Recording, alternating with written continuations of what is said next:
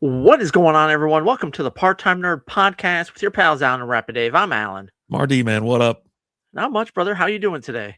It's Friday. That's all I got going for me right now. That's it. Okay, Yeah, it's Friday, you got that going for you, which is which nice. is which is nice. Yeah.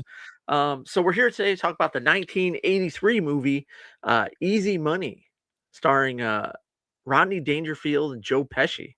Hmm. Um, Now I thought I'd probably had seen this and I just didn't remember. After watching it, I'd never seen this one before. Never. I'd never seen this. I've seen a lot of Rodney Dangerfield movies, but as I'm watching, I'm like, yeah, none of this rings a bell at all. I like a lot of his movies. I bet the only movie you've ever seen from him was like Ladybugs. That seems like a movie that you probably the only one you've ever seen in your life. I know Yeah. you've seen Bush or Caddyshack, but yeah, I don't know. Yeah. Yeah, And what was the introducing Wally something or All his another? parts. Yeah, yeah, I've seen that. Yeah, I've seen God, what was the other one?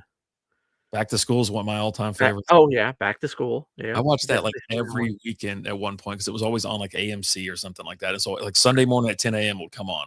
And I'd be Yeah, like at the gym or something like that. I was like, oh, I'm gonna watch it while I'm here. So, yeah. but yeah, no, this movie, I remember watching it when as a child, uh, Okay. because I have terrible. Well, my mom would put on movies that she liked, and of course, that's why I hate scary movies and stuff because I used to watch them when I was like 5 years old, and they Okay. terrify the crap out of me. But this thing, yeah, Easy Money. It's a comedy slash indie film, an hour and 40 minutes long.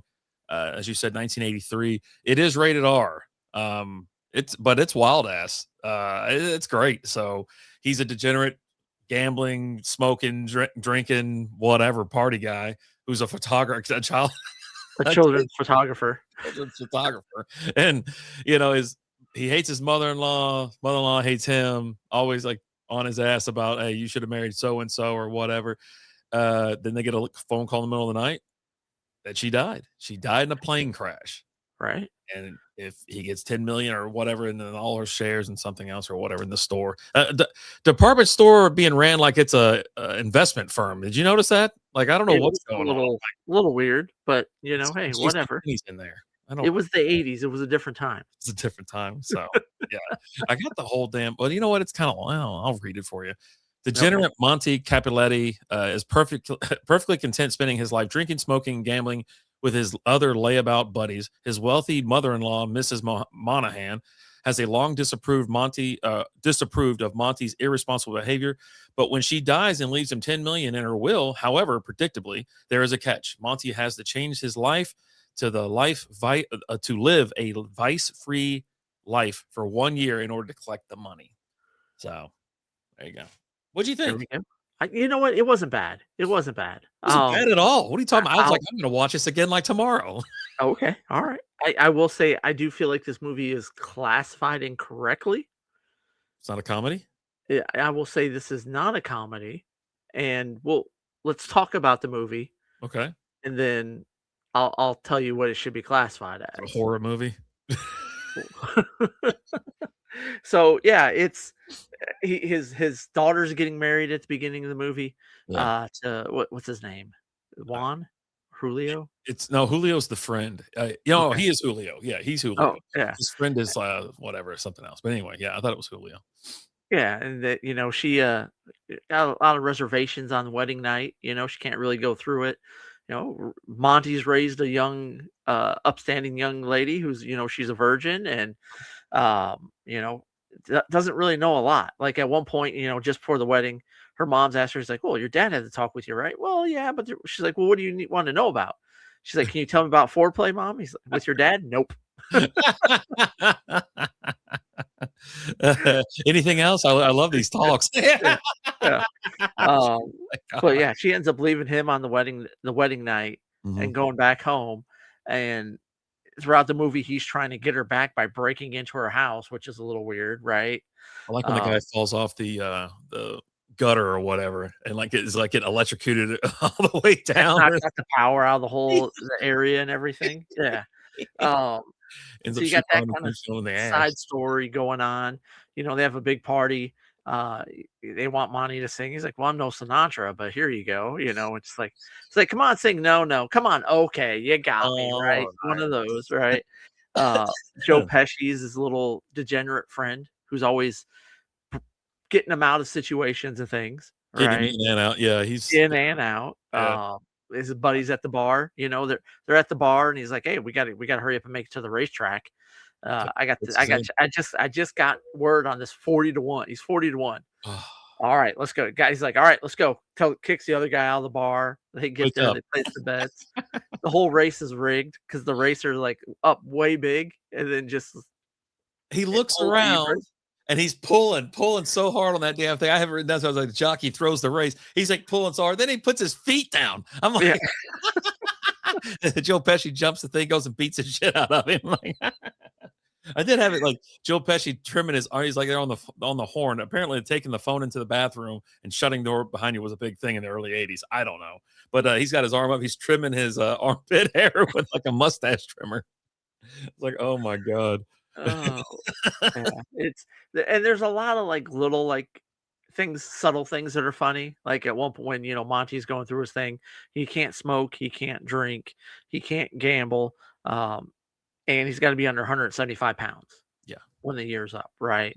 And so, like, at one point, he's there at someone's place, and they're all sitting around drinking and smoking and everything, and he's just sitting there. And Pesci saw him. He's like, "What? You just easy. You just quit. You like you think this thing here controls me? The cigarette?" He puts the cigarette out. And he goes, "Yeah, see, it doesn't control me." And then pulls another one out and lights another one up. Just like, It's a lot. It's really funny. The movie it's something that like when he's at like towards the end of it, and the violin scene is hilarious for me. Like when he's sitting there, he's trying to paint a model airplane, and then his daughter's playing scales on the violin, and it's just going up and down or whatever.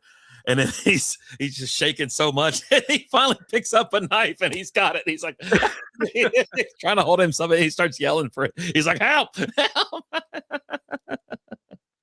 Oh god, it's a great flick. it's pretty funny. It definitely is. Now the story kind of you don't watch it for the story Yeah. because okay, yeah, you've got your story right, but then it's just like his youngest daughter just beating him down for like 30 minutes, right? At one point, like they go back home and he goes to go inside the fridge and she brings a box in there and says, "Have another one, fatty, have another one, fatty." You're just like, what the I was gonna say that was like hilarious. Have another one, fatty. And he smashes on the table. Then the cuckoo uh, clock starts going off. He chunks it at that damn thing. And he's like, I don't know. You know what? I didn't want to be rich. I don't want him. I don't want money. Whatever. And even the wife's like, yeah, I don't. I just want our family to be happy. And we used to be happy. Now money's ruining us. yeah. And then so he's on his way out. The Always husband, he comes, he's got a gun, right? And he's trying to get his wife back, right? So they wrestle. He ends up shooting Monty in the ass. And then he's laid up in the hospital for the last few weeks, right? mm, Um, Face down, ass up, essentially. just hanging. Uh, They got him just hanging just from like a belly, like across the middle. just hanging. Oh man, but yeah, and then you're there at the end, and then like I really feel like they really underutilize what's his name, Jeffrey Jones, the principal from Ferris Bueller's Day Off. Yeah, he's in it. I don't even know. He's in it, but Yeah, I feel like you underutilized him. Like he's a good bad guy, yeah, yeah. Howard the Duck, Ferris Bueller's Day Off. Uh, in this one, he wants Monty to fail, so he's He can get the money. trying to sabotage him a little bit. One of them ends up backfiring. He has Monty design this whole regular Joe clothesline, and everyone at the fashion show, is laughing about it. But then everybody else just absolutely loves it and buys them all. Right? Yeah, they got a whole Um, new clientele. Everybody's rushing in for the regular guy.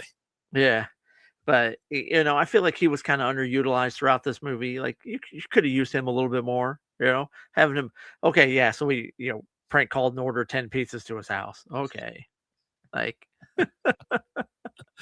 but um lo and behold, the mother-in-law, she actually faked her death, right? They're sitting on a yacht after it's all Yeah. said. He gets out of the hospital. They're on this big ass yacht with He's got all of servants, his friends there wait with staff, him. yeah, friends, family. Like, what the hell is going on here? And then yeah, Yeah. And, spoiler alert. she's like, "Yeah, no, and you know what? You've done so great. I'm proud of you, showing you can do it. You now have a good, respectable husband." I'm gonna move in with you guys now. And so it forwards to, they're now living with her at her house, her giant mansion, and he's hamming it up for her, right? And then he kind of disappears into like the basement, and all of his buddies are there and he's drinking and smoking and gambling and eating pizza and all that afterwards. But Oh, I yeah, bet that slice of cheese was so damn good. oh, you know it was. You know it was. You know it was. But yeah, and like I was saying, this is actually like a horror movie. Like it really is. Like his mother-in-law fakes her death, makes him do all this stuff, and then she's alive at the Ugh, end yeah, and moves in. Like, come on, how is this not a horror movie? awful. Absolutely. That's why I said horror at the beginning. It's like, it has to be a horror movie because it can't be anything else. Right. Like Yeah. honestly, if you make a couple changes to this script, And change the music a little bit. change like they did with the Mrs. Doubtfire trailer, right?